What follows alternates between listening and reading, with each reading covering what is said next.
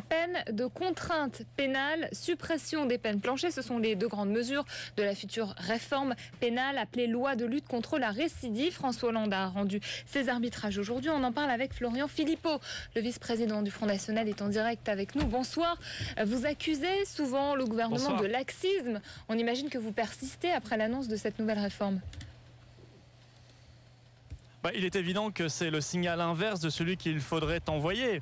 On en rajoute encore une couche dans le laxisme en France, alors qu'il faudrait faire l'inverse, c'est-à-dire s'assurer de l'application des peines. Parce que la seule mesure dissuasive pour combattre la délinquance et la criminalité, c'est être certain qu'au bout du bout, la peine sera appliquée, qu'il y aura une peine et qu'elle sera intégralement appliquée. Eh bien, on est dans le laxisme, non pas même de gauche ou de droite depuis des années, on est dans le laxisme d'État et ça continue et ça se perpétue. Il y avait déjà la loi Dati sous Sarkozy en 2009, qui était déjà dramatique en ce sens. Eh bien, on continue dans la même philosophie avec cette nouvelle réforme pénale. Évidemment, c'est l'inverse de ce qu'il faudrait faire. Il faudrait commencer par construire ces 40 000 places de prison qui manquent en France pour qu'on puisse plus nous dire, eh bien écoutez, on n'a pas pu l'incarcérer parce qu'il n'y avait plus de place de prison. Mais Florian Philippot, Matignon annonce la création de 6500 places d'ici 2016. C'est un bon début, non ? Oui, on a eu des annonces de ce type également sous Sarkozy. On n'avait rien vu venir. Et puis 6500 places, même si ça se fait, c'est très insuffisant. Si on regarde simplement la moyenne européenne, la population française permettrait qu'on ait 40 000 places de prison en plus. Et il faudrait les construire selon un plan quinquennal en 5 ans. Voilà comment il faudrait procéder et s'assurer aussi, au-delà des places de prison, que la peine soit appliquée. Ce qui suppose de rompre avec un certain laxisme qui s'est développé, une culture de l'excuse qui s'est développée en France depuis des décennies, sous la gauche et sous la droite, parce qu'il est évident que là, l'UMP n'a pas de leçon à donner ce soir au gouvernement, puisqu'ils avaient lancé eux-mêmes le signal avec cette loi Dati, et puis retrouver des frontières intelligentes face à la criminalité internationale, face au trafic en tout genre, notamment les trafics de drogue. Marseille, par exemple, en sait quelque chose, et cela, ça suppose de se libérer des carcans de l'Union européenne et de l'espace Schengen. Ce laxisme, ça va être votre leitmotiv jusqu'au municipal pour l'année prochaine ? C'est un thème important, la sécurité des Français, bien sûr, mais il n'y a pas que celui-là.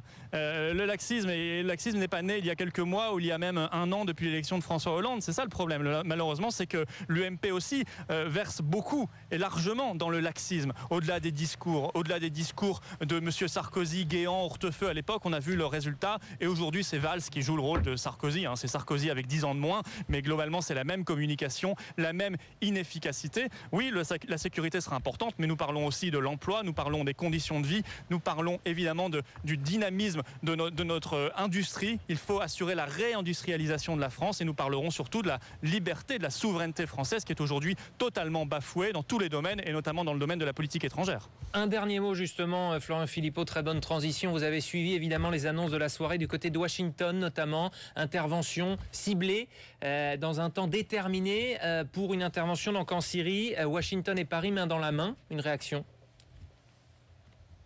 Oui, vous savez, pour ceux qui aiment comme moi la France, et il y en a, c'est une très large majorité des Français, pour ceux qui sont gaullistes comme moi, ça fait mal au cœur de voir cela.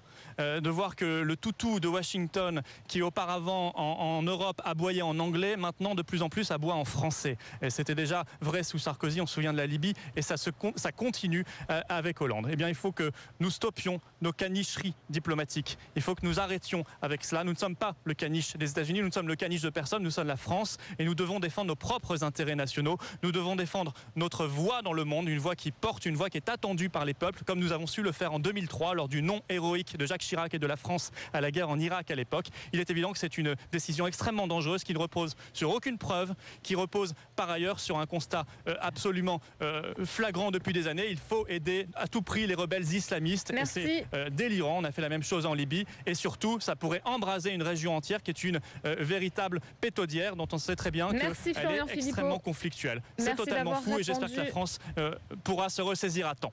À nos questions sur la